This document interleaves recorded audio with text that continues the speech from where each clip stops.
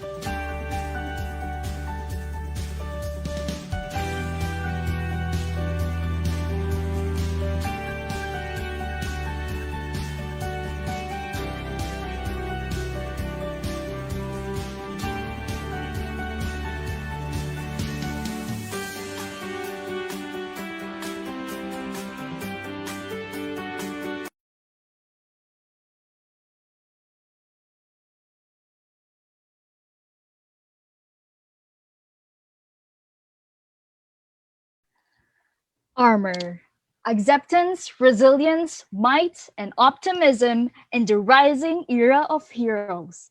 The College of Criminal Justice and Forensics is about to give you an occurrence that will surely remain. But first, let us have a glimpse on this very momentous event.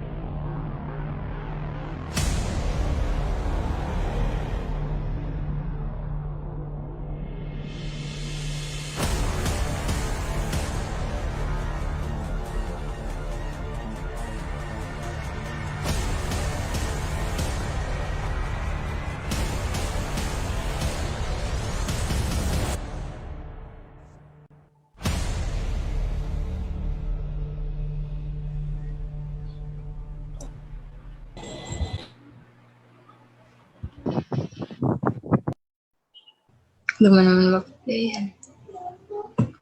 Before anything else, let us start this program with an opening prayer. Kindly put yourselves in the presence of God.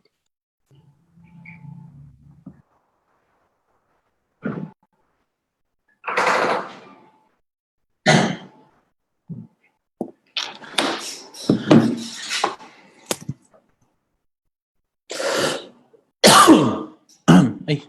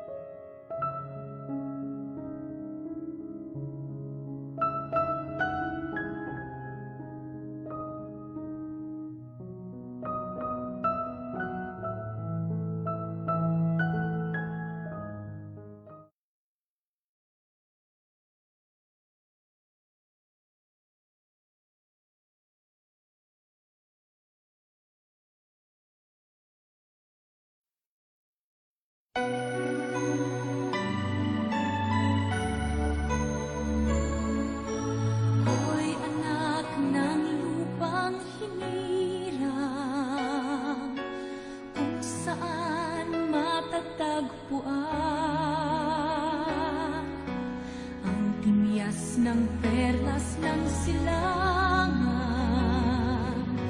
nagniningning sa buong kapuluan. Taglay ko ang hiwaga ng silangan, at saan mang bayan o lungsod, maging timog, hilaga at kanluran, ang Pilipino ay namumukod.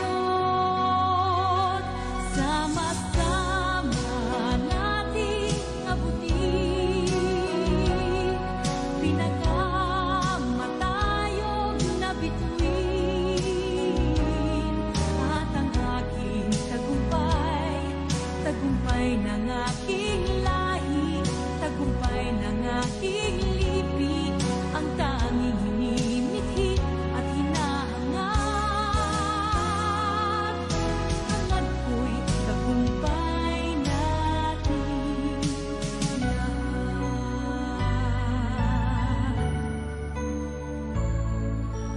Ako ay may isang munting pangarap sa ating dakilang lupain, at sa sama-sama nating pagsisikap, sama-sama ring mararating ang iba't ibang galaw, iisang patutunguhan. Dito, isang araw, isang kapuluan. Sama-sama nating abutin pinakamatayog na bituin,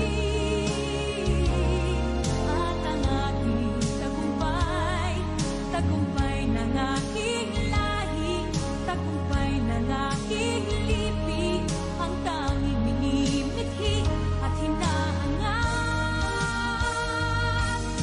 Hangad ko'y tagumpay natin lahat.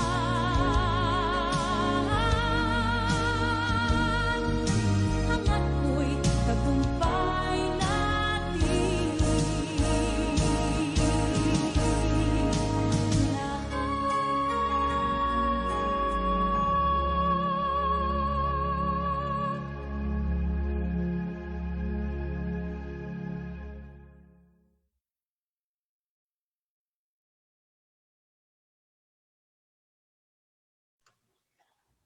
Are you ready to have a glimpse of this year's Case Digest? Ladies and gentlemen, let us have a brief look at the event that gathered us all today.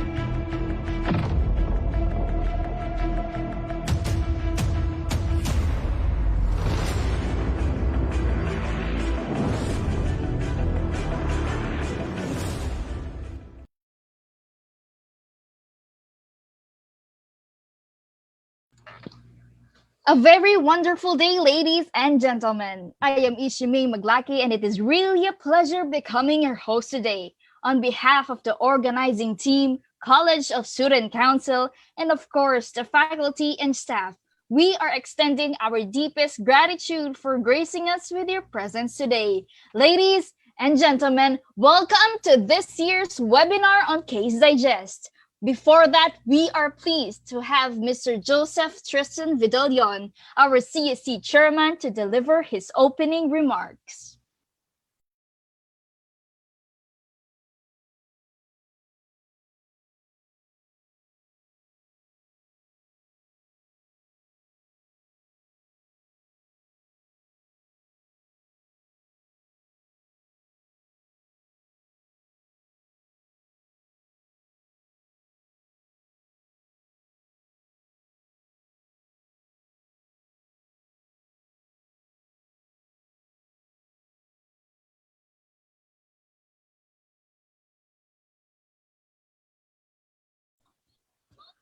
Thank you so much for the wonderful message, Mr. Vidalion. At this moment, let me introduce to you our speaker. He was one of the directors for arbitration of the Integrated Bar of the Philippines, Central Luzon region for the term 2017 to 2019, and was its director for legal aid for the term 2015 to 2017. He was the public relations officer of the IBP Pampanga chapter for the term 2017 to 2019 and was one of its directors in 2009 and for the term 2013 to 2015. He was the president of the Angeles City Lawyers League for the term 2018 to 2020 and was one of its directors for the term 2007 to 2009.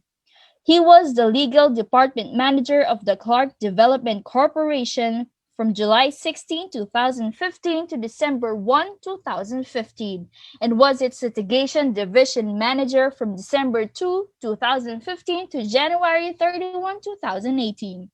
He was the legal counsel of the Angeles City Water District from January 2009 to March 10, 2010, and from October 2011 to July 15, 2015.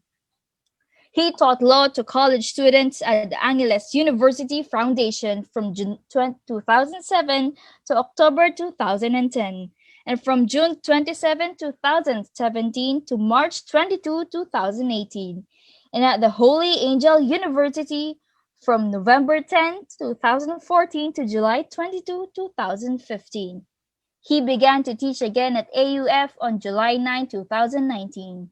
He was the chief of staff of former Congressman Roy Lagoles of the 2nd District of Parañaque City in the 13th Congress of the Philippines from August 2005 to January 2006. He obtained his degrees in Bachelor of Arts, major in Economics, and Bachelor of Laws from the University of Santo Tomas in 1999 and 2004, respectively, and was admitted to the Philippine Bar in 2005. He is the son of former number 1 Angeles City Councilor Angelo Lopez, C. Jr. Ladies and gentlemen, I present to you Mr. Angelo Lopez III, a corporate and litigation lawyer. Thank you, Ishi, for that introduction. Thank you also for the having me as your resource speaker. So to begin with, let me reintroduce myself. This is how we do it in court.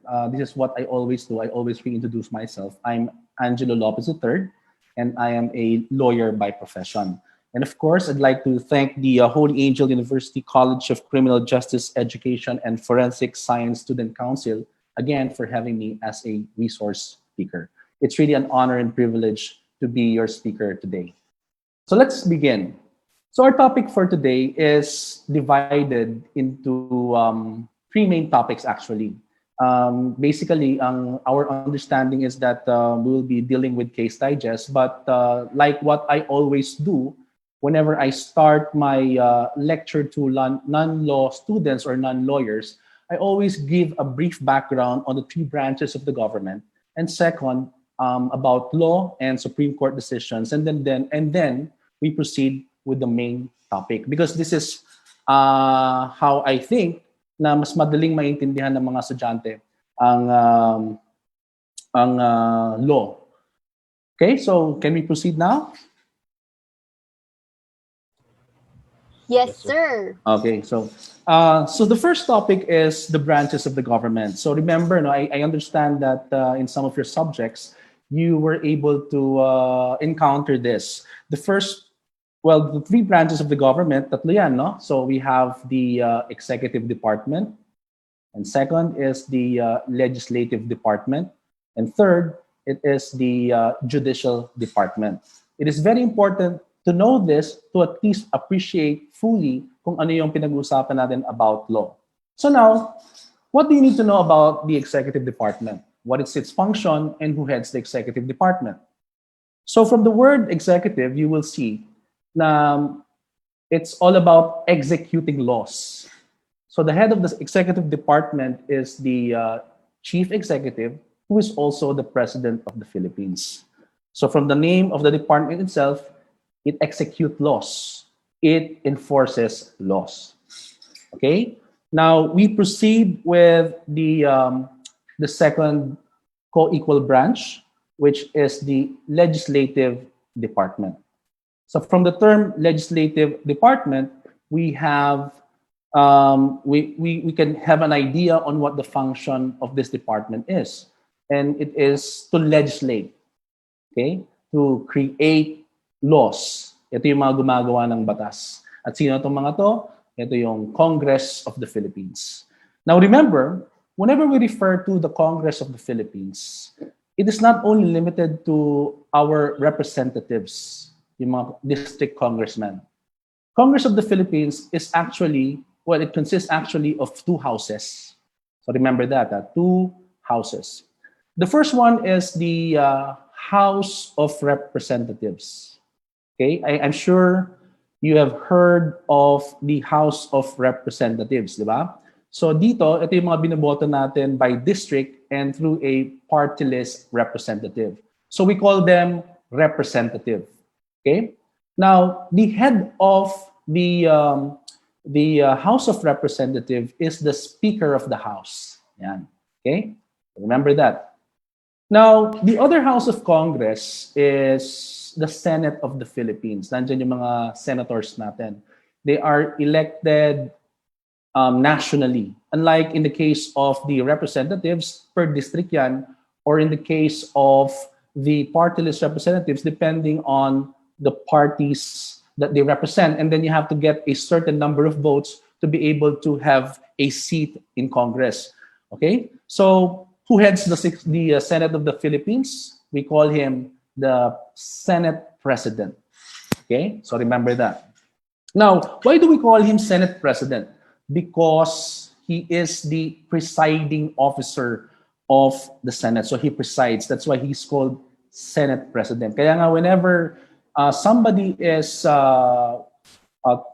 speaking in front of before the Senate, ang laging sinasabi Mr. President, Mr. President, they're actually referring or addressing the Senate President because by procedure, you do not really talk directly to the person. You do not address somebody who is asking you, but you actually address your answers and questions to the presiding officer, just like in any other committees in Congress. So the basic function of the Congress of the Philippines is to enact laws. So take note of that. So is it correct to say that when you're referring to the Congress of the Philippines, it is limited only to the House of Representatives? Of course, it's not correct because even a senator, we can call a senator congressman. It is not limited only to the members of the House, but it also includes the members of the Senate. Okay? So, wag niyong kalimutan yan. And then, the last one is the, last but not the least, of course, is the Judicial Department. The Judicial Department, the function of the Judicial Department is to, we call it in law as construction. When you construct, it's not like you're building, but you are actually interpreting and applying the law. Okay? So, for example, there is a case that was brought to the Supreme Court. Based on the facts given, you have to apply it, and then the judges, the Supreme Court, the justices or Supreme Court justices will decide on whether, based on the given facts, a law was violated or a certain law is applicable in resolving a case. Okay? So take note of that. Now, who is the head of the Judicial Department? We call him the Chief Justice of the Philippines. But you have to understand that under the Judicial Department, there are several courts which you need to take note of. Meron mga first level courts yan. The first one is the municipal trial courts, and then followed by the regional trial courts, and then we have the Court of Appeals, and then on the side we have Court of Tax Appeals, and then the Sandigan Bayan, same level yan. And finally, we have the Supreme Court of the Philippines. So remember, the highest court of the land is the Supreme Court. Siya yung parang final arbiter natin. Everything ends with the Supreme Court. So for example, you filed a case before the municipal trial court and you're not satisfied with it. If you think that the judges in that court committed some reversible error, you can bring it to you can appeal it, you can bring it to the regional trial court. And then if you think that there is still a reversible error, in principle, you can bring it up to the Court of Appeals if it's within its jurisdiction, or maybe Sandigan Bayan or Court of Tax Appeals, as the case may be. And then lastly, we bring it to the Supreme Court. Now, why did I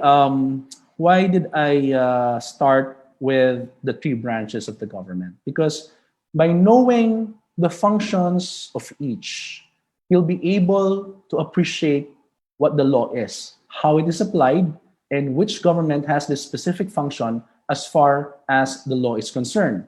So remember, a law starts when it is enacted, when it is created, and it starts with the legislative department. Kaya nga, ang legislative department, which is the Congress of the Philippines, and which consists of two houses, which is the House of Representatives and the Senate of the Philippines, sila yung gumagawa ng batas. So from the name of the department itself, we can readily see kung ano yung function or basic function ng department na yun, which is to legislate or to enact laws. Okay, remember that, huh? And then, we mentioned a while ago about the executive department. So since your course or you're part of the Criminal Justice Education and Forensic College, and later on, some of you will become law enforcers. Yung question niya is, to which department do you belong? Well, the answer to that is, take note, you are law enforcers. You execute the law. And therefore, by knowing that, you already know that you belong to the executive department. Okay?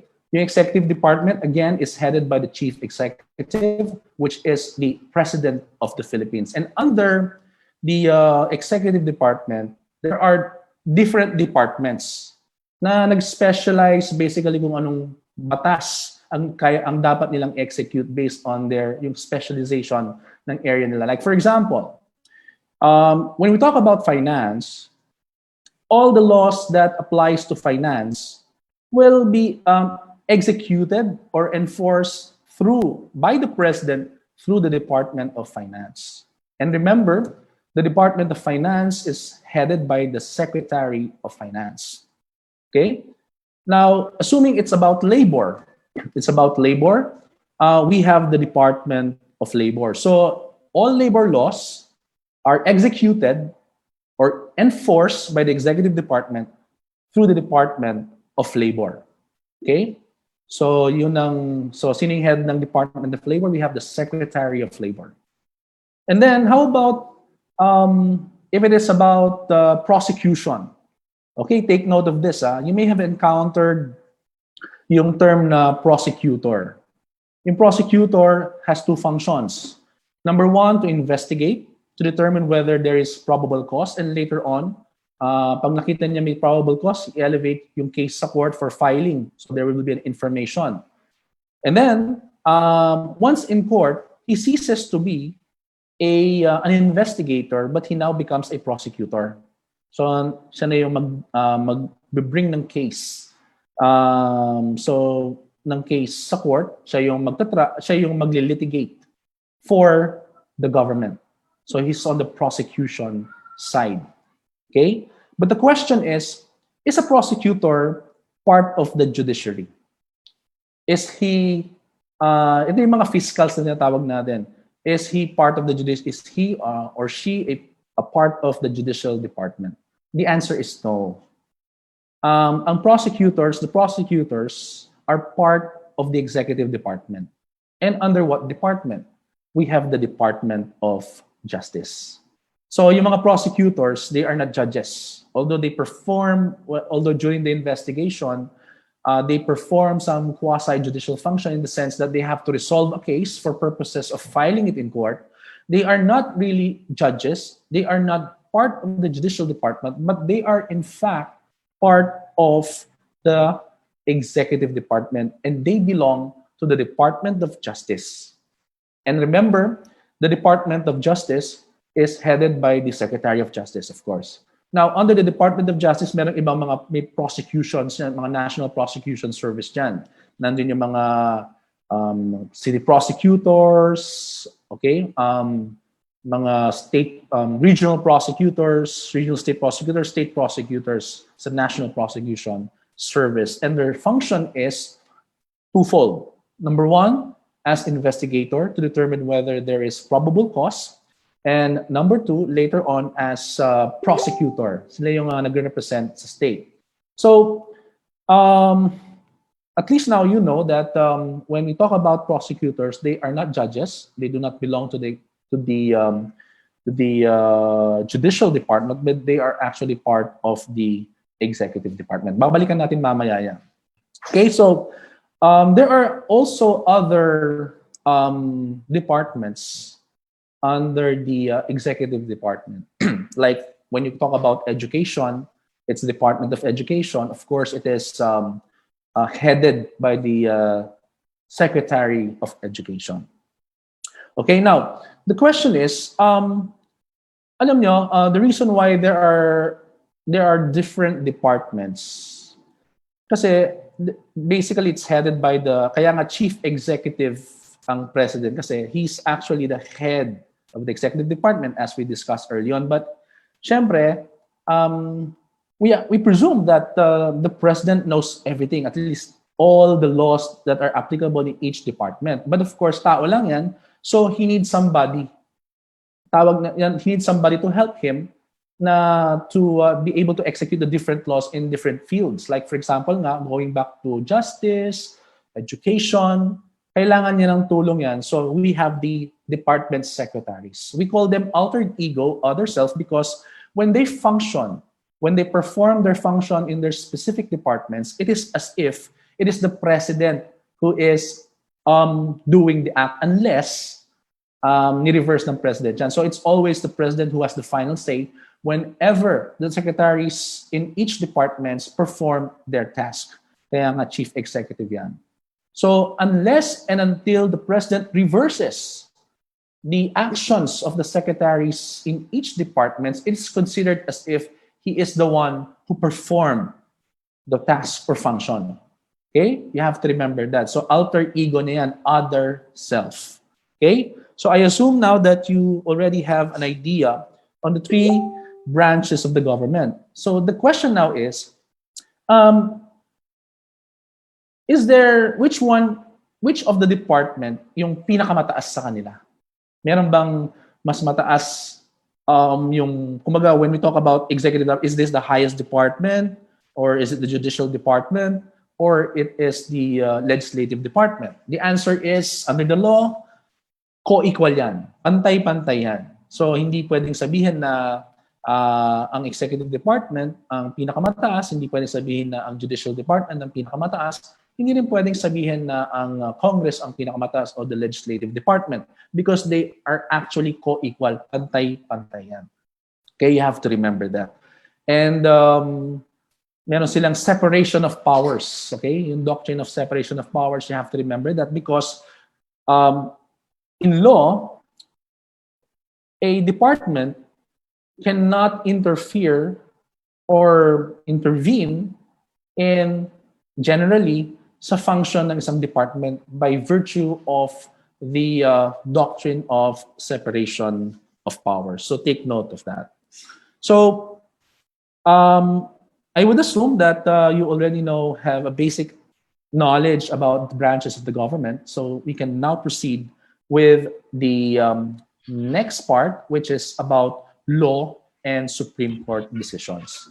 Now, I started with the branches of the government so that it is very important kasi when we talk about or discuss law and Supreme Court decision. Because if you do not have a basic understanding of the three branches of the government, especially their functions, it's very difficult to start, especially with a non-law student. Because, for law students, they have the entire 4 years to study the basic principle, the general principles about law, even before studying the law itself. Because if you will later on go to law school, there will be a subject that is known as statutory construction. So, what is statutory construction? That's very important. These are the general principles that you need to take note of so that when you are reading the law, you'll be able to read it following the intent and spirit of the law itself, how it was intended to be interpreted, how it was intended to be applied, and so on and so forth. Like, for example, when you say statutory construction, it's like it's not merely interpretation. So you interpret and at the same time apply it. Bakit i-apply? For example, somebody, as a law enforcer, somebody approached you and said, na this is related to the case digest, and said, sir, I want to file a complaint because somebody did this and that. Halimbawa, let's say he is accusing somebody, that person who is complaining, accusing somebody of committing theft. So, as law enforcer, the first thing that you need to do is to take note of the facts. So, based sa facts mo, you will investigate and then gather evidences.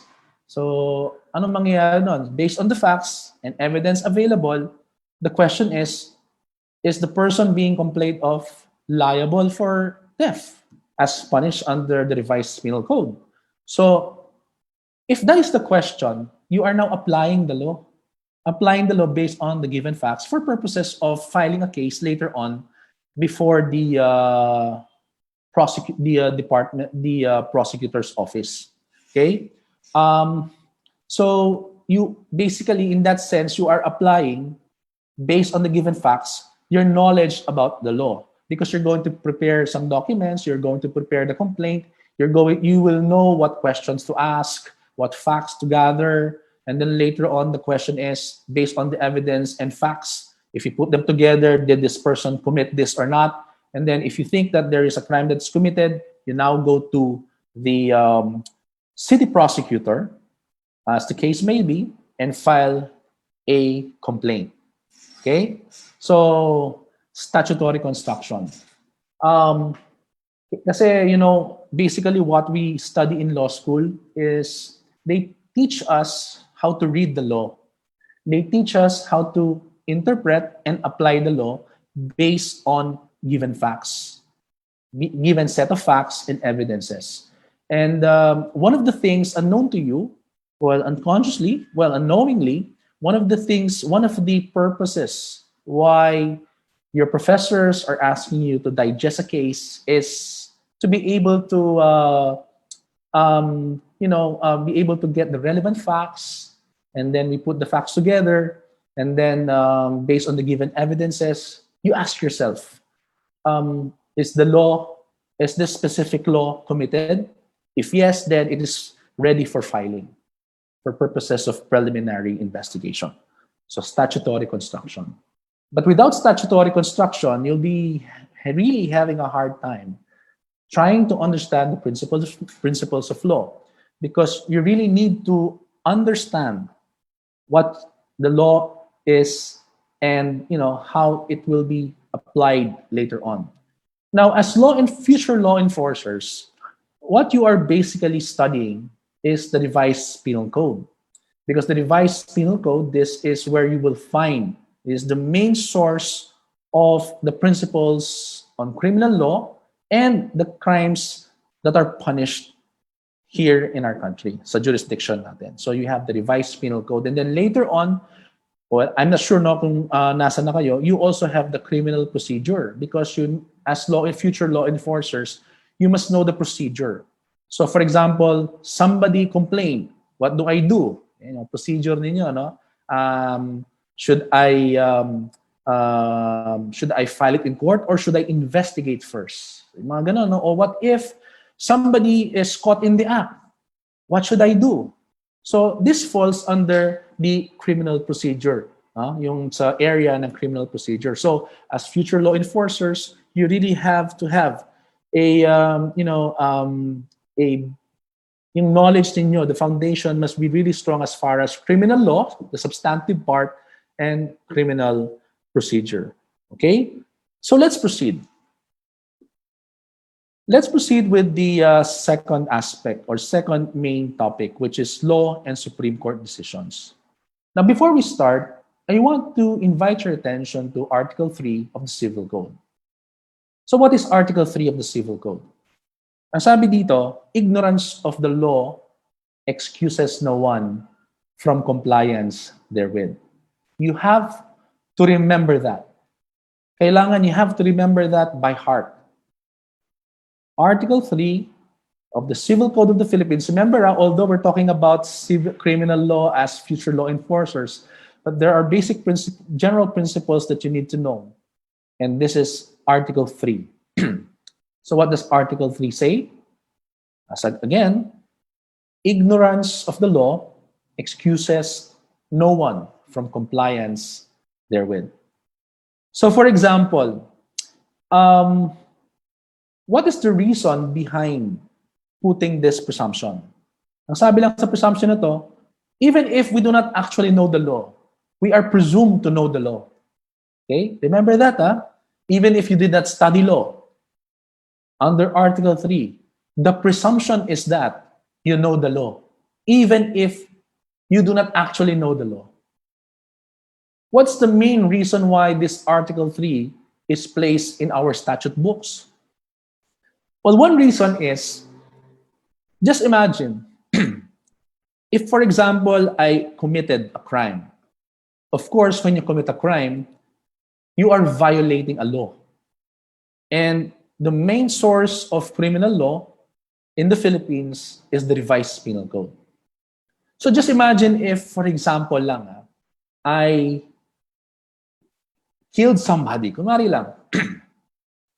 And then, there is no Article 3. Just imagine, sasabihin ko lang, sorry hindi ko kasi alam na may batas pala na bawal pumatay ng tao.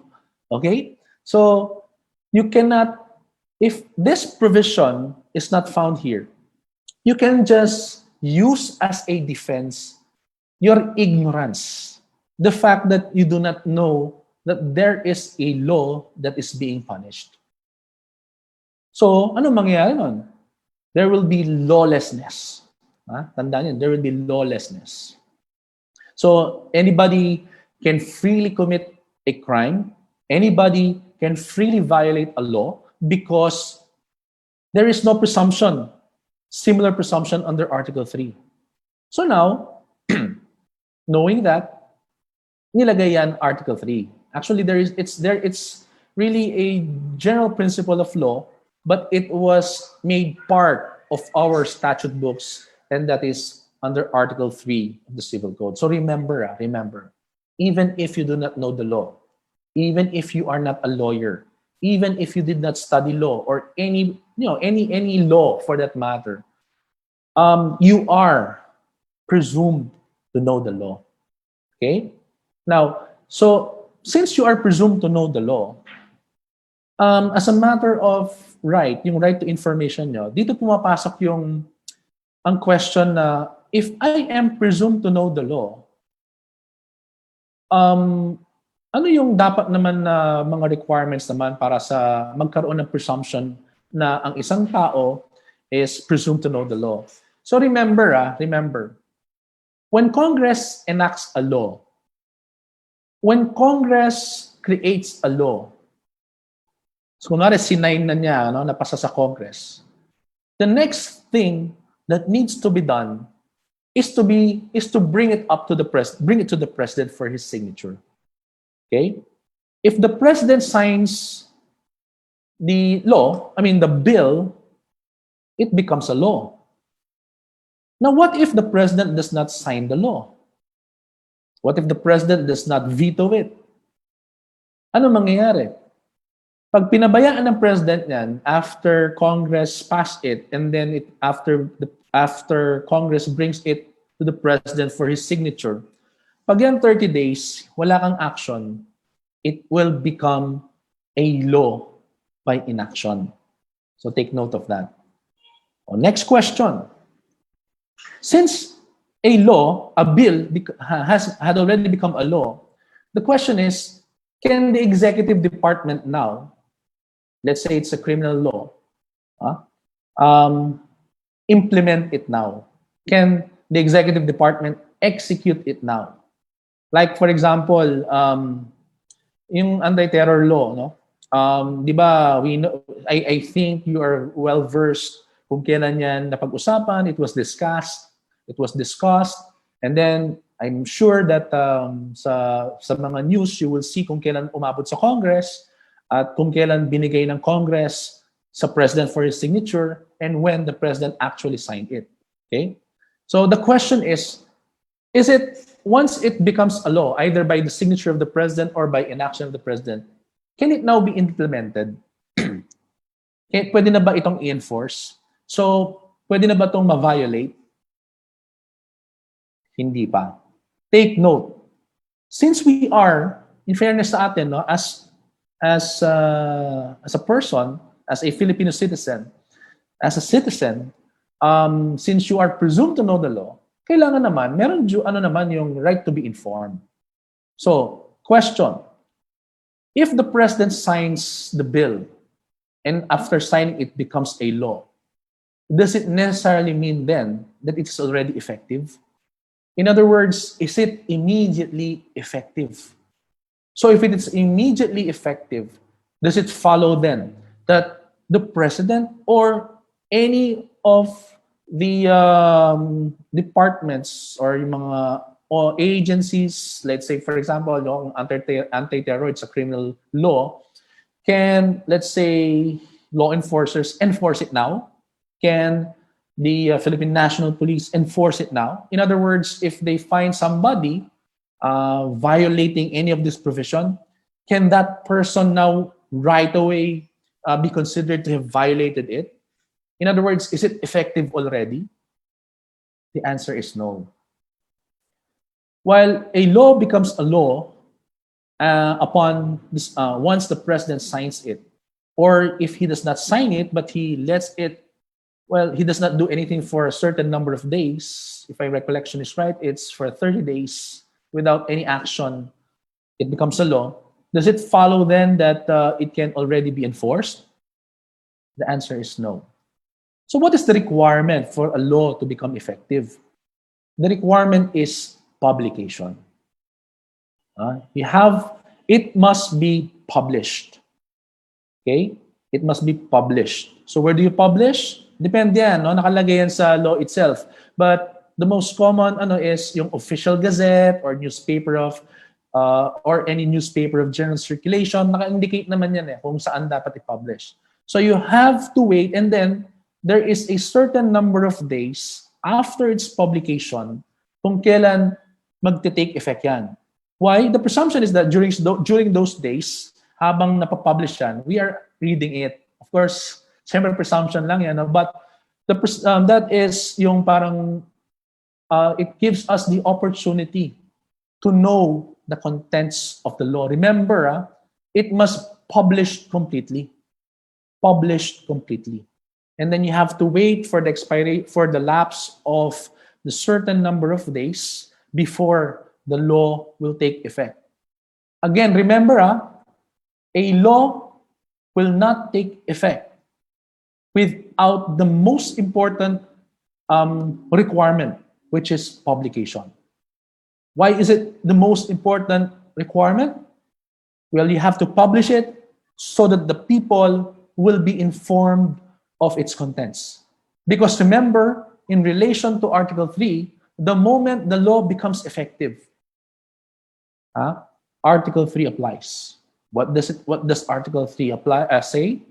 Ignorance of the law excuses no one from compliance therewith. So the moment a law is effective and you committed acts in violation of the law, you cannot say as a defense you do not know the law because you are presumed to know the law. So by way of fairness, kailangan naman, since we are presumed to know the law, before it will become effective, it must be published.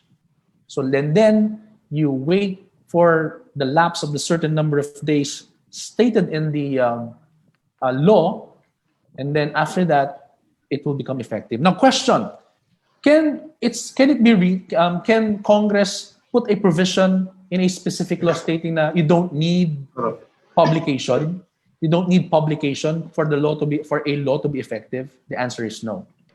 Publication is an essential requisite before a law can take effect.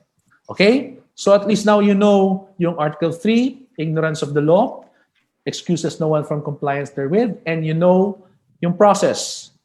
Congress enacts law. After enacting it, ibibigay yan sa President for his signature, and the President will either sign it or may just iwan lang niya, and it will let it certain days will lapse without his action, and then after that magiging batas yan.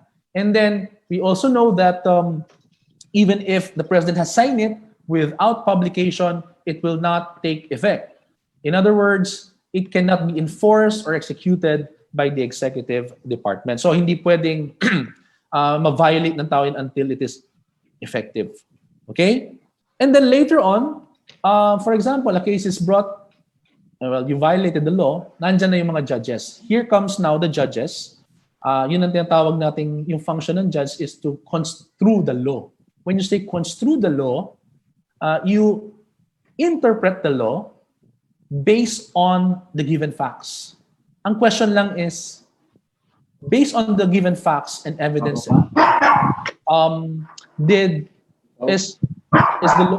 was the law violated? So okay, did this person violate this law based on the given facts? So kaya nga nagkakaroon ng trial yan eh. Nagkakaroon ng trial yan sa court. So prosecution will present evidences, sasabihin nila yung facts to the witnesses, and then magpe-present ng evidence, and then later on the defense will come. It will be the turn of the defense. The defense will now present its evidence, and then based on given facts, yung side of his story, and then after that, kung natapos na yung procedure ng trial, the judge now will decide based on what he received from the prosecution side and from the defense side. Tandaan nyo, prosecute. When you say prosecute, you hear before you decide. You hear, pag yung prosecution, you hear muna, gather evidence before filing it in court. Ganon din sa court yun, basically the principle is the same. Kaya nga, iba yung prosecute from persecute. Yung persecute, decide muna bago you hear. Yung prosecute, you hear and then decide. Okay? So, this is what you need to do. Or this is what happens basically. Since we will focus basically on the criminal aspect of the law since you are law enforcers. So as law enforcers, what you need to do is you gather evidence. Very crucial ang function ng mga law enforcers is, sa favorable outcome ng isang case, because everything starts from your end. You gather evidence based on the given set. You investigate on the facts, and then you gather evidence. And if you think that the evidence are enough based on the given facts na pwede nang i-file ito, halimbawa may na crime, you now bring it to the prosecutor for preliminary investigation. Take note, police investigation is different from preliminary investigation. Police investigation, ang purpose niyan is para ma-file nila sa prosecutor for purposes of preliminary investigation. Now, the prosecutor, yung fiscals natin, they will now investigate for purposes now of finding probable cause. Pag may probable cause, mag-file yan ng information sa court. And then once an information is filed in court, we now proceed with the trial of the case. Ano nangyayari sa trial? Always start with the prosecution. Magpe-present ng side yung complainant side, yung prosecution side. And then after that, so present yung mga witnesses, merong direct examination, cross-examination. And after that, they decide ng judge whether to admit the evidences presented by the prosecution. And kung na-admit na yan, natapos na yan, mag-rest na ng case yung prosecution, and now it will be the turn of the defense. Basically, the same procedure. The defense will present its evidence, yung version of the story of the defense, mag-present siya ng facts, yung version niya, and then mag-present ng evidence yan, magkakaroon ng direct examination of witnesses, magkakaroon ng cross-examination, and so on and so forth.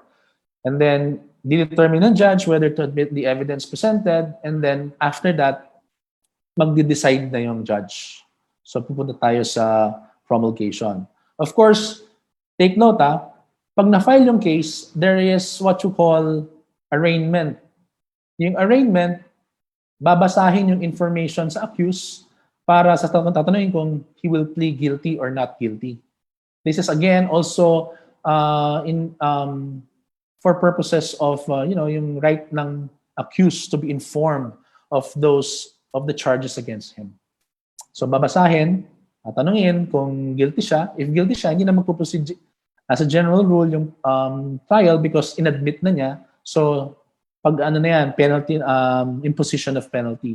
If the accused says na not guilty, then proceed na yung trial. And after trial, anong mangyayari? Well, we have to wait for the promulgation of the judgment. Dito yung sasabihin niya kung babasahin ng judge yung decision niya, kung whether guilty yung accused or not guilty. And then after reading, i-implement na or i-execute na yung penalties for that specific crime. So, pwedeng ikulong, pwedeng mag-pay ng fine, and so on and so forth. Now, talking about evidence, remember, there are three kinds of evidence. Yung testimonial evidence, object evidence, and documentary evidence. Yung testimonial evidence, yun yung tao na nag-testify yan in court. So remember that. Object evidence, and then yung kunwari, ano yung ginamit na pampatay sa isang tao. So ginamit kutsilyo, object evidence yun. Documentary evidence, for example, you falsified a document, finorged yung signature, you have to present that evidence because it is in the form of a documentary evidence. But remember, all of this, kailangan yan may mag-testify in court for purposes of presenting them in court. Otherwise, if nobody will present or testify in court, as far as the documentary or object evidence is concerned, the judges will not admit them to form part of the evidence of the parties. I emphasize that because as law enforcers, one of the things that you need to do aside from taking the facts is to gather evidence. Kasi alam nyo, I heard this one time, minsan sinisisi yung prosecution na sinasabi nila, how come na-dismiss yung case? How come na-acquit yung accused? Ang sasabihin lang ng prosecution. Very important ang role ng law enforcers because from your end, the success of a case will depend on the work of the law enforcers. Kasi ang mga prosecutors, they only present what the evidences that were turned over to them by the law enforcers. Kaya sasabihin lang ng prosecution, our case is as good as the evidence that we have. Totoo naman. So, kaya importante na as future law enforcers, you have to be very careful with the evidence. You have to follow the procedure in handling evidences. And you have to be able to know ano yung mga importanteng evidence na kailangan nyong kunin and i-preserve so that later on when you turn it over for purposes of preliminary investigation and trial to the prosecutors and later on for appreciation of the judges, masisigurado nyo na magiging maganda yung outcome ng case. Kasi depende talaga. It really depends on the evidences that were turned over to the prosecution. Yeah, remember this. If you really want to win the case, if you really want to have a successful case, you have to know the rules as far as what evidence must be gathered, how to handle the evidence procedure, and kailangan yung mga importanteng details about the evidence, and you have to get it and you have to give it to the prosecution because otherwise, kahit sa tingin natin as a layman, for example, that the case is a winning case, remember, you have to be fair. When a crime is committed, the judge was not present. So ano mangyayari? Even if mukhang guilty na talaga, the judge will not decide on the basis of emotions or yung mukhang guilty lang. The judge, remember, was not present when the crime was committed. So how will the judge resolve? The judge will resolve based on the evidences gathered and presented in court. So if the evidence is insufficient, the judge will acquit the accused. You have to remember that. Very important ang role nyo as future law enforcers. Very important. Kaya huwag niyong pabayaan yan because all the evidences that you gathered can either make or break the case. Follow the procedure as far as the handling of evidence is concerned and other things that you need to know as far as evidences are concerned. Okay? So, I hope that's clear. So let's proceed with law. Now, basically, I want you to understand the concept of law and Supreme Court decisions. Remember, if there is a law, we have to follow it. But how do we interpret it? If it's clear, you have to apply it literally. If not, then kaya nga meron tayong rule on statutory construction. This, the way it is written, this is how you should interpret it. But remember, while it is true that a law is created by Congress, it is enacted by Congress, it is legislated, always remember that whenever you read the law, you make sure that you read and understand a Supreme Court decision that is applicable to that law. Why am I discussing this? Importante yan sa pag-case digest nyo. When you read a law and there is a Supreme Court decision that discusses a given set of facts and it applied that specific provision of law, you have to read the law together with that Supreme Court decision. Because remember, it is the Supreme Court that interprets the law. Okay? Take note of that. It is the Supreme Court that interprets the law. So, kahit na gaano ka-clear yan, if the Supreme Court says that this provision of law should be interpreted in this way, that is how you should interpret it. Kaya nga importante, whenever you study law, you have to read it together with the Supreme Court decisions. Okay? Kailangan yung tandaan yan. If you have a criminal law book, you will notice that there are citations there, yung mga case titles. Basically, the discussions of the authors, each provisions, yung discussion na yun, nilift ng author, kung merong specific Supreme Court decision, nilift ng author yan, yung interpretation niya, binase niya sa interpretation ng Supreme Court. So, kinokopya nila, of course, with the proper citation, yung discussion ng Supreme Court on how this aspect of law is to be interpreted or this provision of law is to be interpreted or read. Okay? Tandaan niyo yan. Now, let me invite your attention to Article 8 of, of the Civil Code. This is very important. No? While it is true, while we know that laws are within the function of the creation of law is solely given to the legislative department, which is the Congress of the Philippines, and we have two Congresses, alam niyo naman yan, yung House of Representatives and Senate of the Philippines. Remember, while it is true that creation of law and enactment of law is a sole function of Congress, which is the legislative department, remember, when you read the law, when you interpret the law, you have to read it together with the Supreme Court decisions. Why? Because the decision of the Supreme Court forms part of the law of the land. So, what's my basis as to that? As to what I have said. My basis is Article 8 of the Civil Code of the Philippines. And what does Article 8 of the Civil Code of the Philippines? It says, judicial decisions applying or interpreting the laws or the Constitution shall form part of the legal system of the Philippines. Okay, remember this. As future law enforcers and perhaps future lawyers, when you read the law, do not just read the law. Make sure you read the law together with the latest Supreme Court decision that discusses or applied that law.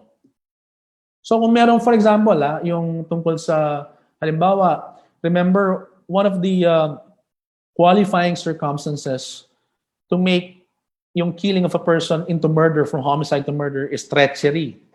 So meron discussion yon. What is treachery? And then treachery is found in the revised penal code, but how do you interpret it? How do you read it? And how do you apply it based on the given facts? You have to read it together with the specific Supreme Court decision that discusses treachery, or let's say a crime. Tandaan nyo yan. Hindi pwedeng mag-iba yung interpretation nyo, hindi nyo pwedeng i-apply sarili nyo na without considering a specific Supreme Court decision. And this is precisely the reason why your professors are asking you to read Supreme Court decisions. Because it is in these Supreme Court decisions that you will know how you will interpret and apply the law. For example, when you are law enforcers already, when you are investigating, when you are gathering evidences, masasabi nyo na, okay, there is a crime that was committed for purposes of filing it to the prosecutor's office for purposes of later on preliminary investigation. Now, let's go back to law.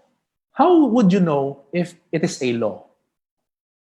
I'm sure you will encounter yung words na act, A-C-T, act number 12345, o kaya Commonwealth Act, let's say 12345 again, and then presidential decree, and then batas pambansa, and then executive order, and then Republic Act.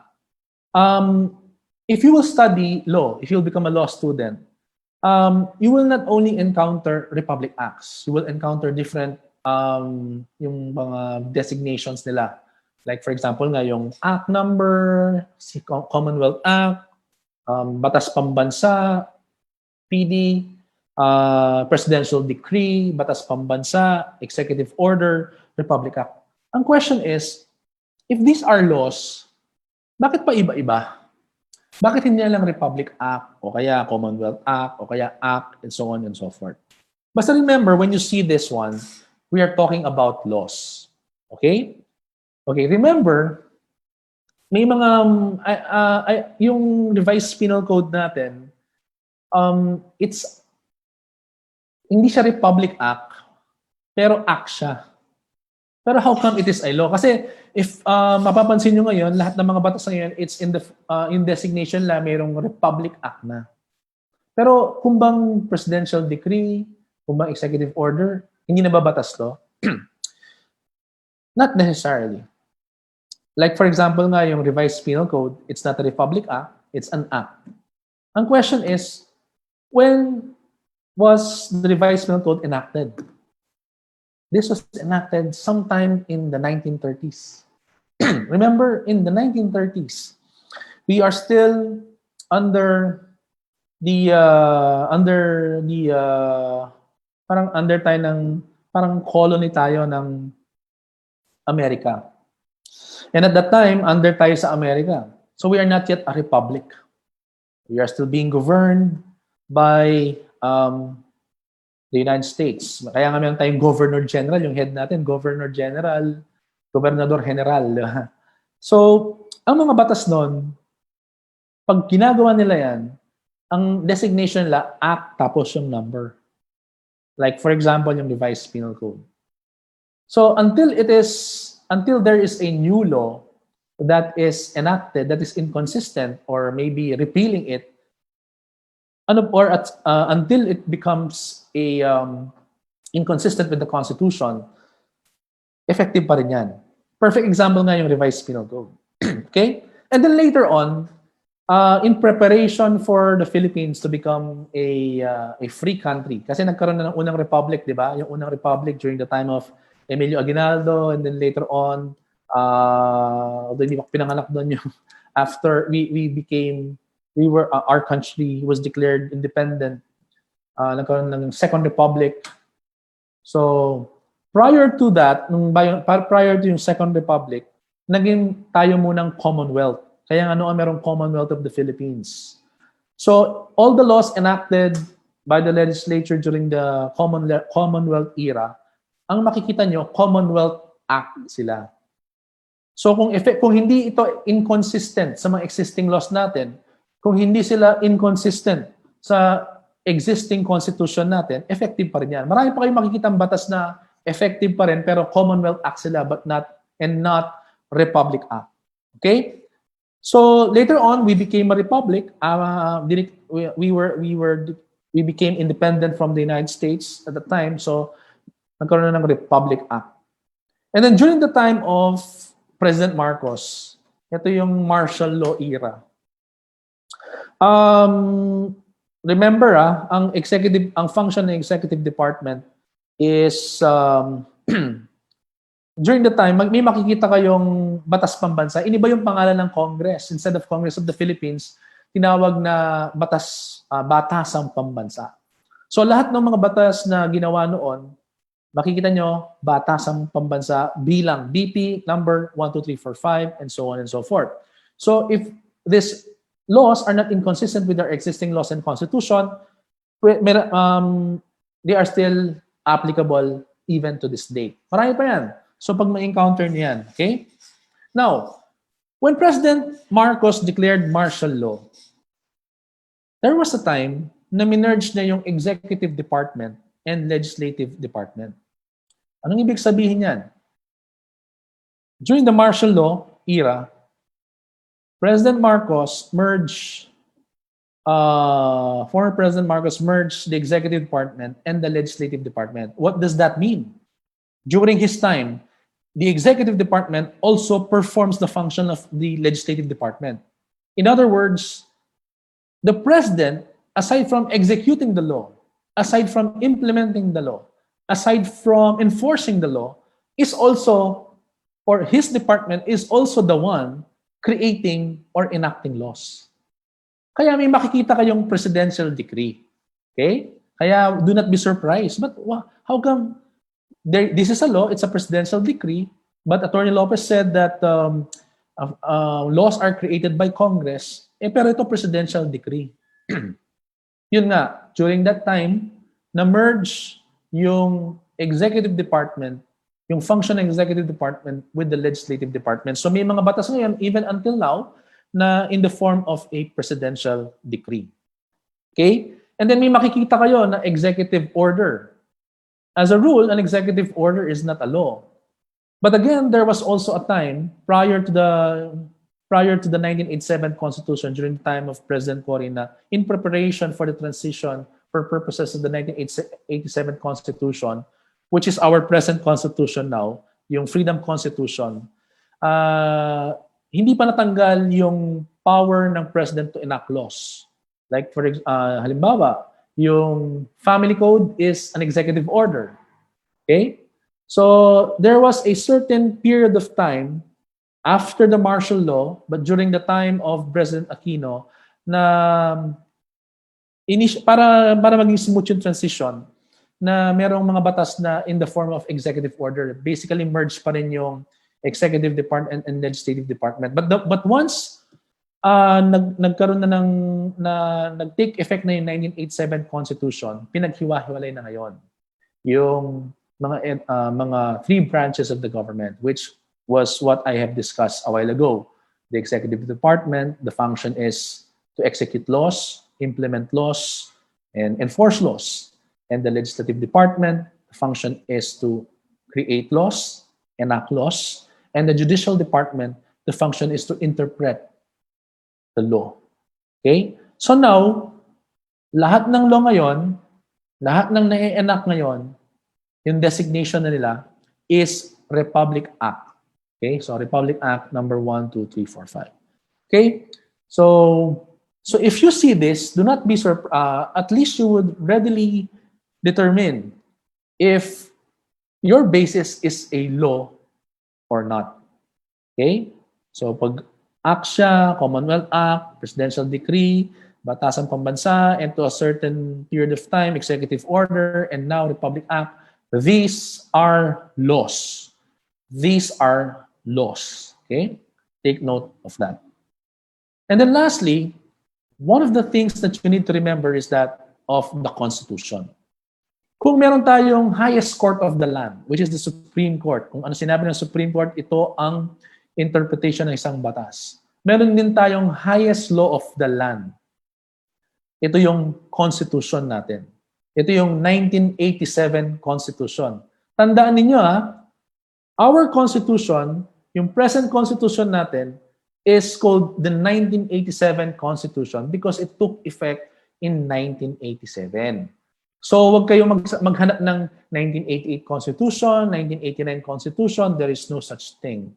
Because our present Constitution now is called the 1987 Constitution because the Constitution took effect in 1987. So, kung mayroong mga trolls, halimbawa nakita niyo sa Facebook, sinasabing, hindi na effective yan because that was in 1987. Dapat mayroong 2000 Philippine Constitution, 2020 Philippine Constitution. Well, there's no such thing. The present and existing Constitution that we have is the 1987 Constitution. Now again, remember, the 1987 Constitution is the highest law of the land. What does it mean? Kailangan all the laws enacted by Congress must be in accordance with the provisions of the Constitution. Because if not, if they violate or if a law is in violation of the Constitution, it will be declared unconstitutional. Question: let us say a provision of law is unconstitutional. Who has the function, who can declare that law as unconstitutional? The function belongs to the Judicial Department. Okay? I hope that is clear. So we are now done with the three branches of the government. You now have a basic understanding of the three branches of the government, the functions of each, who is the head of each department, sino yung ano yung mga offices and agencies or courts under it. You now know that the prosecutor is not a judge, but it's in fact a position that belongs to the executive department. Now for law enforcers naman, under kayo ng Department of Interior and Local Government, DILG. Yung police is a civilian authority that is under the DILG. And DILG, remember, is an executive department. Kasama niyo yung mga local government unit. Nandun din yung mga local government unit. Although yung local government, may autonomy yung mga yan. Local autonomy. Okay, then we already discussed law, Supreme Court decision. Remember, whenever you read the law, you have to read it together with the applicable Supreme Court decision. And you also know that we have the highest law of the land, which is the Constitution. So Congress must enact law that must be consistent with the Constitution, because otherwise it will be declared unconstitutional. Okay? So I think you already have a basic understanding or idea of the first two main topics, and I would assume that we can now proceed with the third and main topic, okay, and which is case digest. So question, what is case digest? Well, basically, when we talk about cases, what are we really talking about? Again, when we're talking about cases, we're talking about the cases decided by the Supreme Court. Another question, why do we need to study the cases decided by the Supreme Court.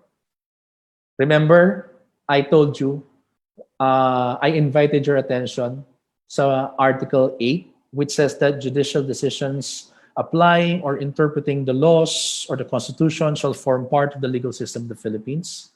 In other words, decision of the Supreme Court forms part of the laws of the land, which is in the Philippines.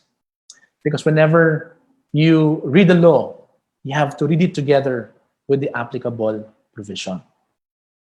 So it is really important that when you are studying law or a specific provision of law, and in your case, the revised penal code and other criminal laws, you need to know the applicable Supreme Court decision. This is the reason why you are studying Supreme Court cases. Okay? But, cases are very long.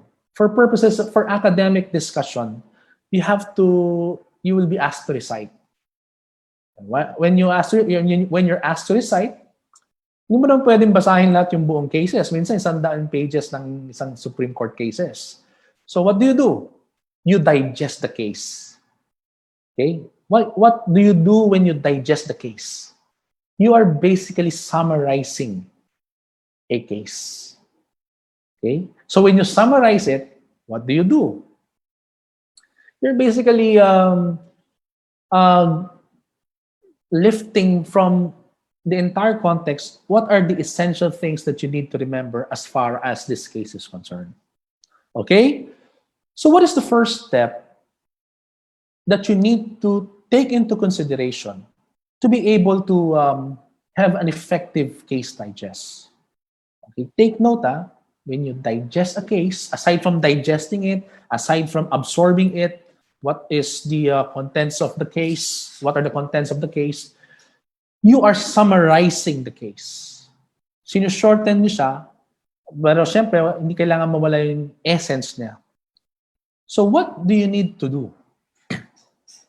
First is to read the case from beginning to end.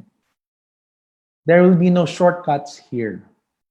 You cannot effectively summarize a case. You cannot effectively digest a case without reading the entire case. So my assumption is that you already saw a Supreme Court decision. Okay? And my presumption too is that you you already read some Supreme Court decisions that were assigned to you by your professors. So I would assume that you already have an idea on what a Supreme Court decision looks like.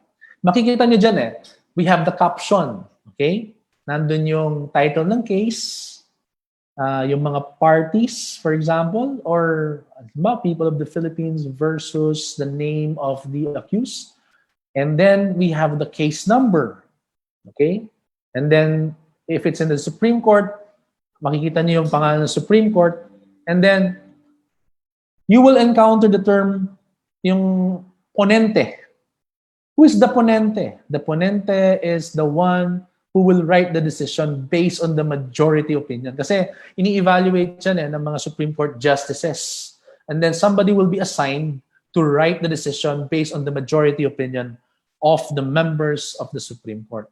And then you will see now the facts, and then the issues, and then the ruling of the Supreme Court. Okay? So what is the first thing that you need to do? You need to read the entire case. You need to read the case from beginning to end. Always remember that there is no shortcut in case digest for purposes of having an effective case digest. You really need to read the entire Supreme Court decision. Okay? That's the first thing that you need to remember. Read it from beginning to end. There is no shortcut. Hindi pwedeng you pick one, tingnan niyo lang ito, hindi pwedeng you pick one portion, ay okay na to, hindi. It is really important kasi Otherwise, you will not be able to understand the case. You will not be able to understand how the law was applied. So, what do you find? What do you expect to find in a Supreme Court decision? Of course, aside from the title, aside from the name of the ponente, aside from the name of the parties, aside from the number, the day it was decided, you will see, of course, the facts. So what are the facts? Ang facts yan yung what happened to the case. Ano yung mga five na kailangan natin malaman? Yung what, when, where, why, and how. Tama ba? Lima, no? What happened? Where did it happen? When did it happen? Why did it happen? And how it happened. So ito yung facts of the case. So the Supreme Court will discuss the facts, syempre based yan sa mga nag-gather from the different courts. Kasi, remember, no? Assuming na yung case nanggaling sa municipal trial court, at in-appeal yan, you have to appeal it sa regional trial court. Kung hindi pa rin kontento, you have to appeal it to the Court of Appeals. And then, you have to elevate it to the Supreme Court. So, i-base ng Supreme Court yan based sa mga na-discuss na sa mga lower courts, yung facts. And then later on, the next thing that you need to remember, of course, is that assuming ang pinag-uusapan natin, the crime of murder. So hanapin niyo yung mga facts relating to murder. When did it happen? How did it happen? Where did it happen? Okay, when did it happen? Yung when, where, why, how. Okay, yung mga, so when, where, why, how, and what. So what happened? Where did it happen? When did it happen? How did it happen? Why did it happen? Okay? Aalamin niyo yun yung sa facts. As law enforcers, you should know yung kung anong facts ang aalamin ninyo. Kasi in the investigation stages, yun yung mga tinatanong ninyo eh. What happened? Sinabi nila, may pinatay na tao. When did it happen? Saan nangyari? Where did it happen? What time did it happen? How did it happen? Paano yan? Di ba pag murder, hindi enough na may pinatay na tao, kailangan merong qualifying circumstances such as treachery. So how? The how is very important. Halimbawa, somebody was killed and then there is yung present yung one of the qualifying circumstances such as treachery. So how? And then why? Okay? So from there, titingnan nyo, babasahin nyo ngayon yung batas. So based sa batas, hanapin nyo yung elements. Pag nakita ninyong pasok na pasok yung facts of the case, then you have a case that is ripe for filing to the prosecutor for preliminary investigation. Again, same procedure. The prosecutor will conduct preliminary investigation. Pag nakita nila yan na merong probable cause, i-elevate sa court yan. Ganun na naman sa court yan. Itatry yung case based on the facts, available facts, and the evidence gathered and presented.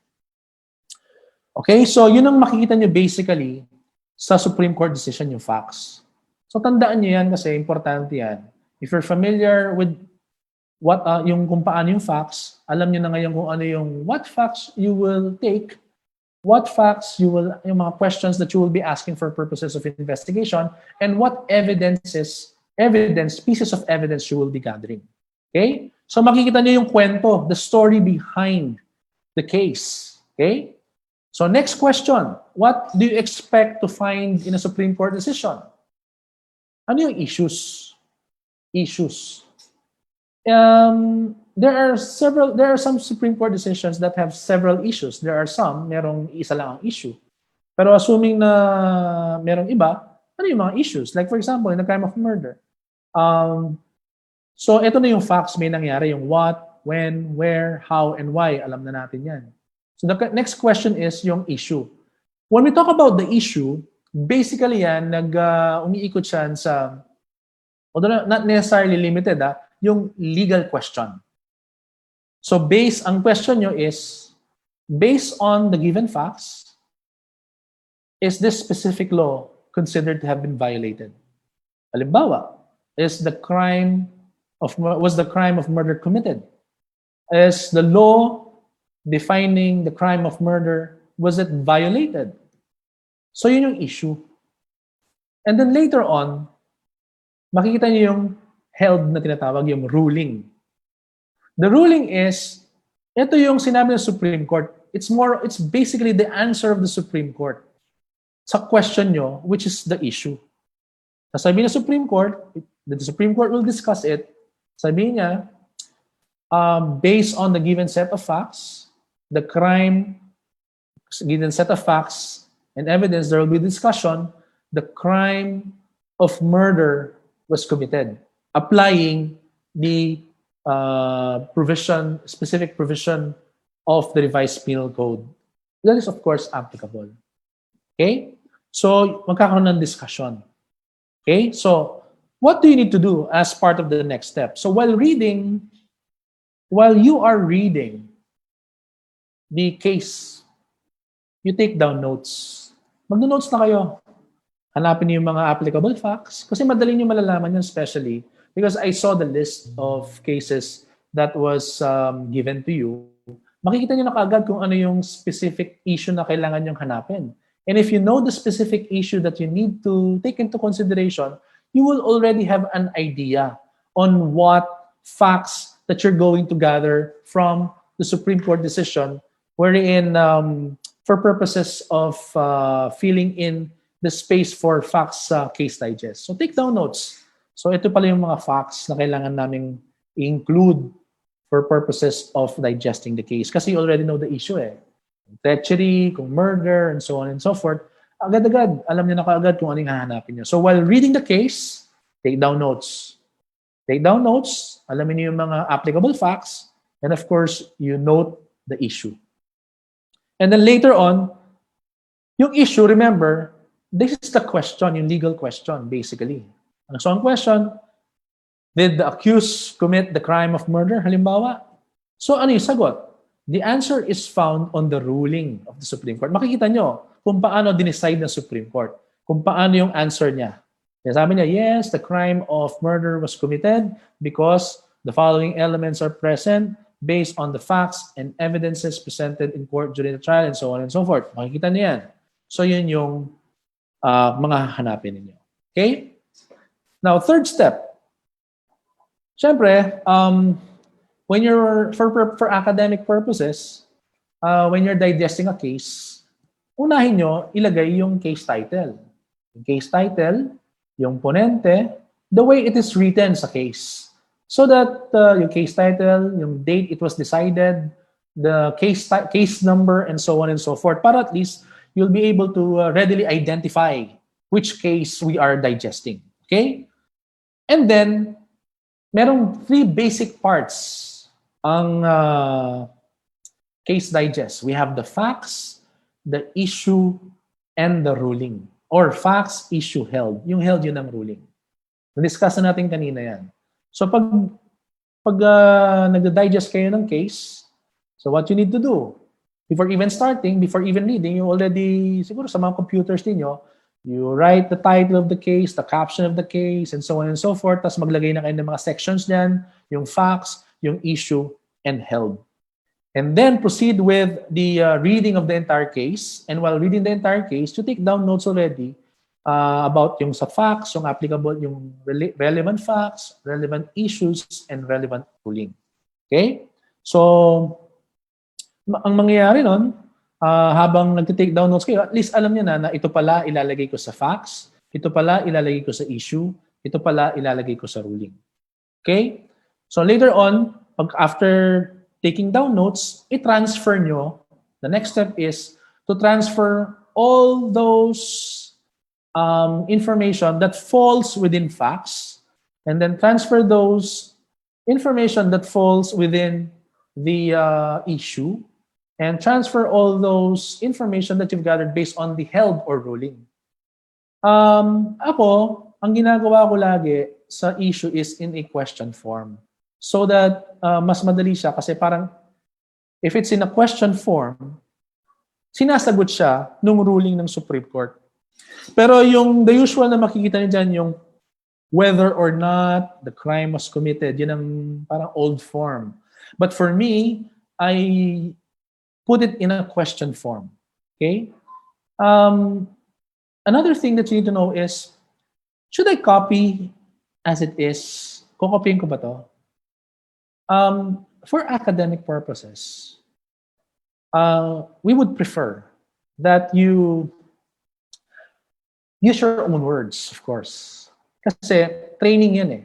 When you're already, remember, law yung work of a law enforcement or enforcer is not necessarily limited sa field work. When you investigate, meron kayong office work, meron paperwork yan. So this is already a training ground for you to for purposes of documenting everything that you have gathered while investigating. So nakakatulong yung pagki-case digest for purposes of yung mga office work ninyo the moment you become law enforcers. Okay? So, pag napuno niyo yan, then read it again. Makikita nyo na okay, you already have the information for facts, issues, and held. So, kung makikita nyo, what's the significance of this? Remember, as law enforcers, you must know the facts. You must also know the issue. And you must know how to answer the issue, not for purposes of deciding the case, but for purposes of filing the case. Okay? So because the decision will be left for the judges to do. Okay? So, pero take this seriously, yung case digest na yan. Kasi remember, you can apply this once you are already practicing your profession. Example, facts. So the first thing that you need to know, remember yung what, when, where, how, and why. So kunwari may dumating sa police station na victim. So anong gagawin niya? Mag-file siya ng complaint sa police. Ano ang unang gagawin niyo? Of course, you ask the questions. What happened po? Diba? What happened? Pinatay po, sabi ng victim ay yung relative ng victim. Kasi imposibleng magsalita yung victim ng murder because hindi na makakapagsalita yan, di ba? Maybe yung mga eyewitness, or maybe the relatives, sabi niya, Sir, I would like to file a complaint for murder because just recently, ay ngayon lang, pinatay po yung ganyan, yung relative ko. So, how is facts relevant for purposes of case digest? Alamin mo yung mga first questions mo, yung mga initial basic questions that you need to ask. What happened po? What happened? Somebody was killed. Next question, when did it happen? Today lang. Okay. What time did it happen? Around 10 o'clock. Where did it happen? It happened in Angeles City, in this barangay. How did it happen? Sinaksak po sa likod. Meron bang treachery? Hanapin nyo. Because if the qualifying circumstances are present, then possible, homicide lang yan, not murder. Importante yan kasi mas mataas ang penalty ng murder kaysa sa homicide. And then why did it happen? Kasi yung why, actually, is not really needed for purposes of a case because it's more on the motive. The motive is different from intention. The motive is important when the identity of the criminal is not, you do not know. So, ano kaya yung motibo? Bakit kaya pinatay ito? Pero if you know the identity of the criminal, you don't, or the suspect, you don't really need the motive. But as a guidance for purposes of taking the facts, hanapin niyo yung mga questions sa inyo. What, when, where, how, and why. Okay. So pag nag-gather niyo na yun, so natanong niyo na yung complainant, ang next question niyo, nakumit ba yung crime na murder? So pumapasok tayo sa issue. So relevant din yan sa trabaho niyo. So pag sa tingin niyo nakumit yung murder, ano ang gagawin niyo? You now gather evidences naman. I'm referring to your actual work. Evidences to prove the facts. So that when the judges decide, meron silang evidences na pagbabasihan. Remember, the judge was not present when the crime was committed. So the judge will not decide based on mga usap-usapan lang. Hindi mag-decide yan based sa emotion. Magdi-decide yan based on the evidence gathered in relation to the facts that were submitted to it. Okay? And then lastly, yung ruling, sa tingin ninyo na na-commit yung crime based on law and applicable Supreme Court decision, then it is now ready for filing. So the police investigation now is now ready for filing to the prosecutor for purposes of preliminary investigation. So again, there will be an investigation as far as the prosecutor is concerned, magkaroon ng complaint affidavit and evidences, counter affidavit and evidences. The prosecutor will weigh it, and if the prosecutor finds that there is probable cause, it will now file the information in court. The moment it is filed in the information, trial will proceed. Ganun na naman. Okay? So basically, kasi baka you will ask, what's the relevance of reading a case, digesting a case? It is very relevant sa function nyo as future law enforcers. You need to know these basic sections sa case digest. You need to do not shortcut, no? You need to know how to digest a case. What is a case digest? What are the things you need to include in a case digest? And how do you effectively digest a case? Okay? So basically, these are the things that you need to understand in order to have an effective case digest. And I really hope that this lecture or seminar was really helpful in giving you an idea on how to have an effective case digest. So to all of you, thank you very much for listening.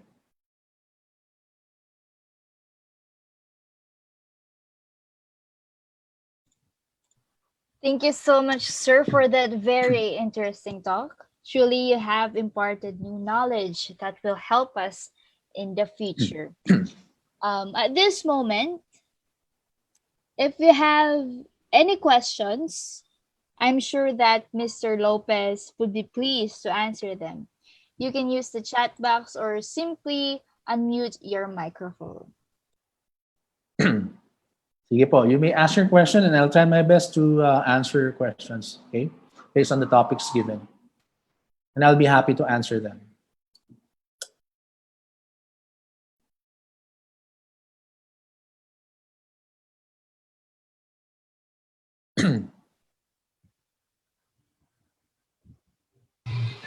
Sir, question po. Okay. For you po, as a practicing lawyer, what is the most difficult case that you've handled po? Okay, ang difficulty ng case really depends. There's you cannot really say which case is difficult or not. Ang sinasabi ko lang, lagi kong ini-emphasize yan. A case becomes difficult when the evidence available are inadequate.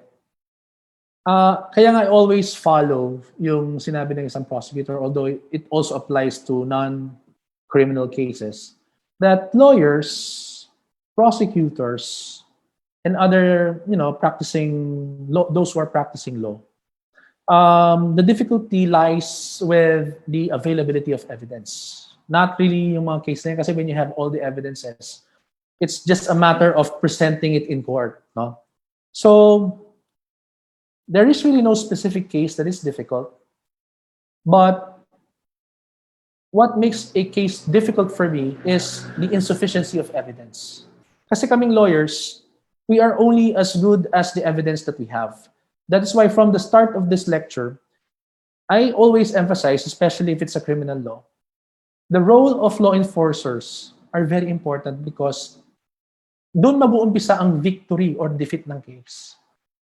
First, you need to know ano yung facts na kailangan mong kunin, and at the same time, what are the evidence that you need to gather in relation to the facts so that when a lawyer or a lawyer presents his case in court, mapipresent niya ng tama. But, well, ako actually, kung anong case naman talaga, hindi sa nahihirapan ako, but I'm not really into criminal law, especially, although may hinawakan na ako ng mga criminal law like yung mga murder, because it's on a personal level na parang nagiging emotional ka rin or parang nakapanaginipan mo yung mga namatay, no? So, para sa akin, sa aspect na yon, mahirap para sa akin ang criminal law, especially if it involves the lives and liberties of clients and even the victims. So para yung sa aspect na yon, sa aspetong yon para sa akin, pag criminal case, especially mga involving mga murder, para sa akin mahirap sila, not because I do not know how to prove them, but because of yung merong emotions na nasasama eh. Minsan nagagalit din sa'yo yung mga parties without knowing that you're just doing your job.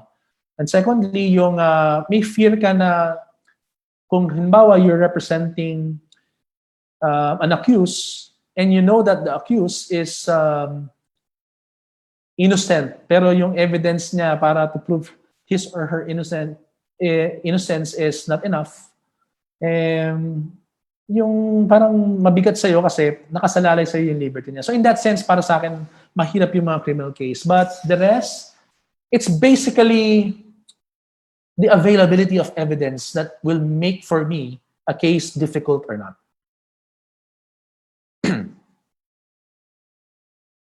Any more question? Magandang hapon po.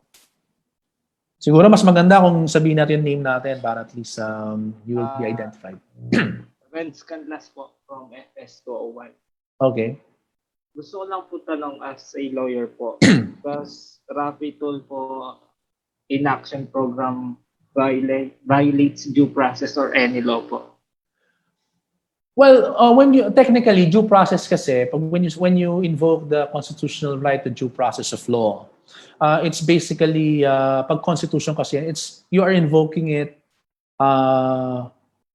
as against a government agency kasi ang constitution was it was made to protect a citizen from government, from the powers of the government. It's more of to limit the vast powers of the government. But as far as yung Rafi Tulfo is concerned, alam nyo, wala kayong obligasyon na umattend dyan eh. Ha? Kasi hindi naman court yan. Hindi kayo makukulong kung pinatawag kayo dyan. Due process, siguro not in the constitutional yung aspect niya, yung pag nagiging in the strict sense of the term na constitution, yung constitutional right, para sa akin, na-violate din in the sense na piniprejudge ka na. O kaya pinapahiya ka pa. And besides, if that program is only for entertainment purposes. Wala kayong obligation to attend that. If, for example, you were called, you don't have an obligation kasi hindi siya judge. Hindi siya judge, hindi siya prosecutor. Remember, always remember. Kaya ang sinasabi natin, prosecute, not to persecute. Tandaan niyo yan. Ha? When you prosecute, you hear before you decide. When you persecute, you decide first before you hear, which is not right.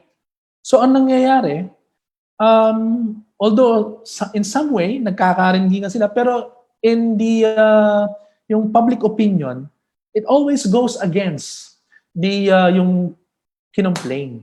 So, nagiging unfair siya in that sense kasi napiprejudge siya without necessarily following the procedure sa court sa pag-present ng case. So, again, I just want to emphasize this. If, for example, somebody complains you and the complainant brought it to that program, do you have an obligation to attend? The answer is no. Why? He is not a judge.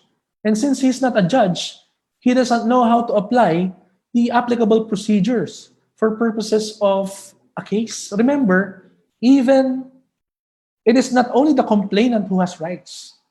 Always remember that yung kino-complain may rights din yan. Kaya nga you listen on both sides to know the real story. Hindi ka pwedeng mag-base ka lang sa side ng complainant. Hindi ka pwedeng mag-base sa side ng kino-complain. Kailangan i-weigh mo yan. That is prosecution, not persecution.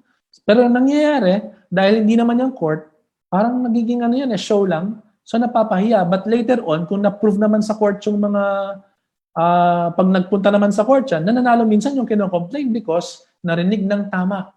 Following the proper procedure, using the right evidence, using the evidence available, nakikita na napahiya yung tao, pero sa court, na-acquit siya because sundan mo yung tama.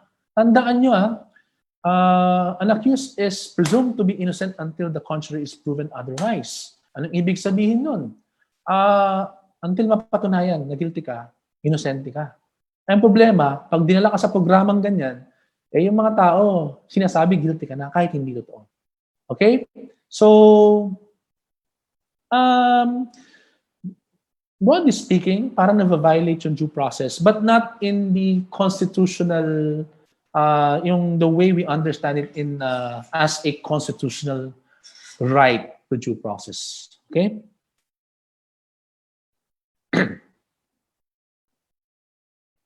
Alam nyo, it's very difficult kasi wala akong nakikita sa inyo. So basically, I only see myself. So mahirap magsalita ng wala akong nakikita actually. Okay, so any question? Any more question?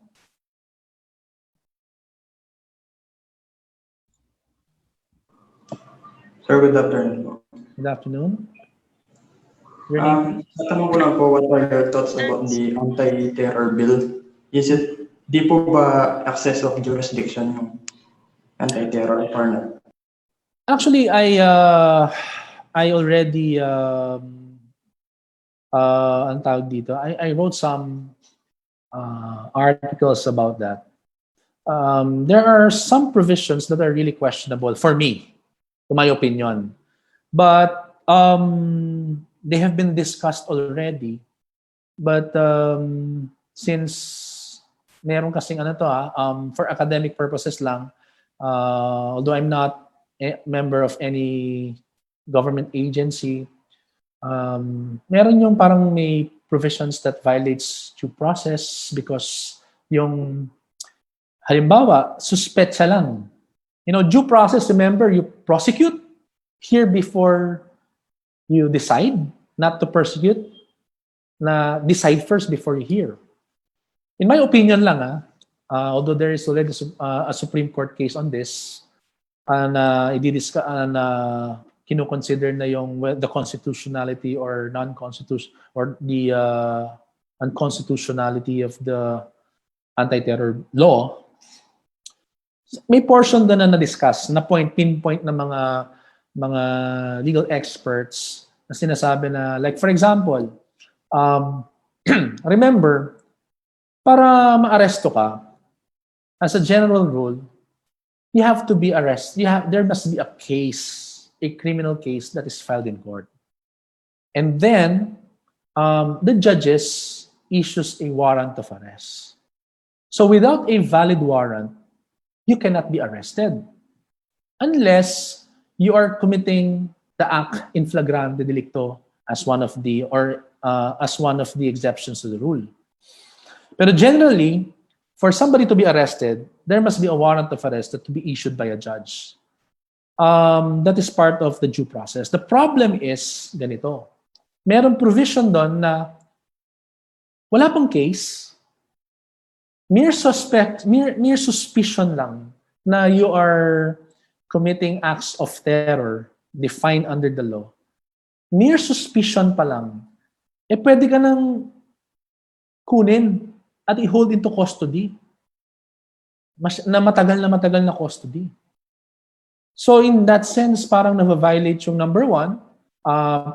Initially, pag ma-aresto ka, kailangan ang judge na merong warrant of arrest which must only be issued by the judge. And number two, kailangan, bago ka aresto may kaso sa'yo. Imagine, they will arrest you, they will hold you into custody for a very long time without charges being filed. So in that sense, questionable yung constitutionality niya. Kasi para ma-hold ka into custody, there should be charges filed against you. There should be proper investigation that will be conducted. And there must be, as a general rule, a warrant of arrest that must be issued by the judge. And sa case ng anti-terror law, may provision kasi doon na even if there are no charges filed against you, you can already be arrested and detained on mere suspicion. So in that sense, it's becoming more of a persecution rather than prosecution. Kasi persecution because you are, parang ang tawag dito yung, you decide first before you hear. Yung prosecution, you hear first before you decide. Before you decide whether this person is guilty or not guilty, and therefore will be arrested and put behind bars or suffer the consequences of the criminal offense that may have been committed. Okay? Okay na po, sir. Thank you. Any more question?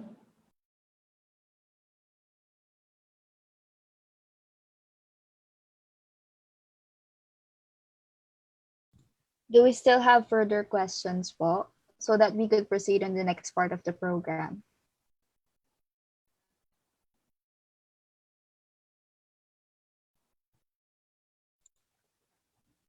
Okay, hearing none. Thank you very much, Mr. Lopez, for answering the queries. Thank you also. As a token of our gratitude, we, the College of Criminal Justice Education and Forensics Student Council, presents a certificate of appreciation to Attorney Angelo Lopez III for generously sharing his knowledge, expertise, and time in the webinar on case digest entitled Law and Logic, given this on the 30th day of October in the year of our Lord 2020 in the celebration of the virtual college days. Signed by the Dean of the College of Criminal Justice, Education, and Forensics, Dr. Nino M. Cabiling, and the Chairman of the College of Student Council, Mr. Joseph Tristan G. Vidalion. Thank you very much. At this very moment, we would like to thank our following sponsors.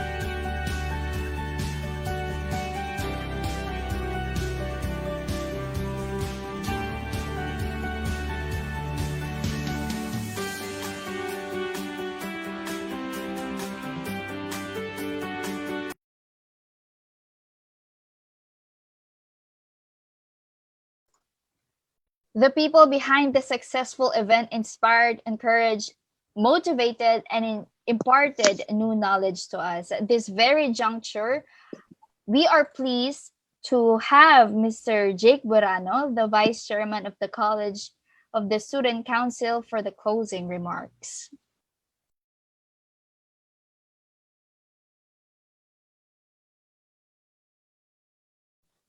Yes, sir. Opo.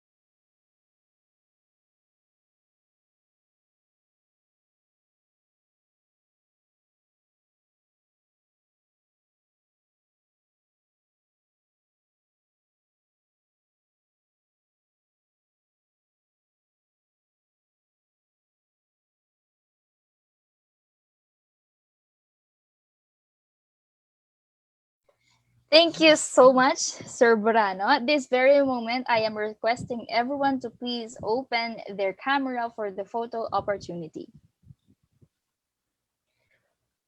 Bukas-bukas na po tayo ng mga camera natin. Photo op na po. Last part of the program na po.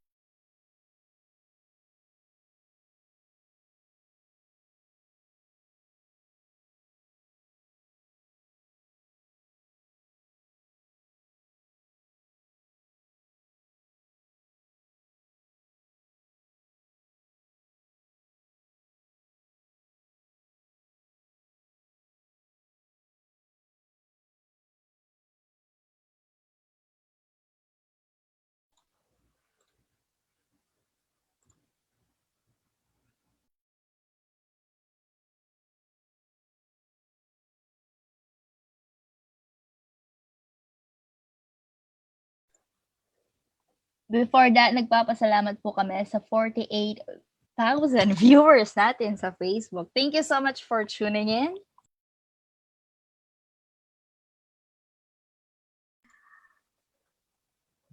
Okay.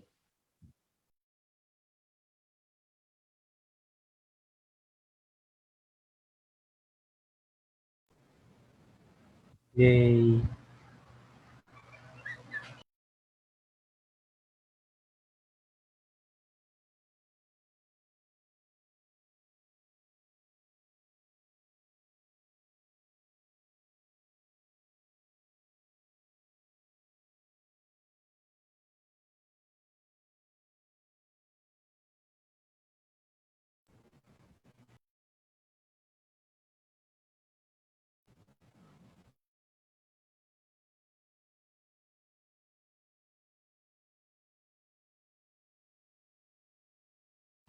Yay.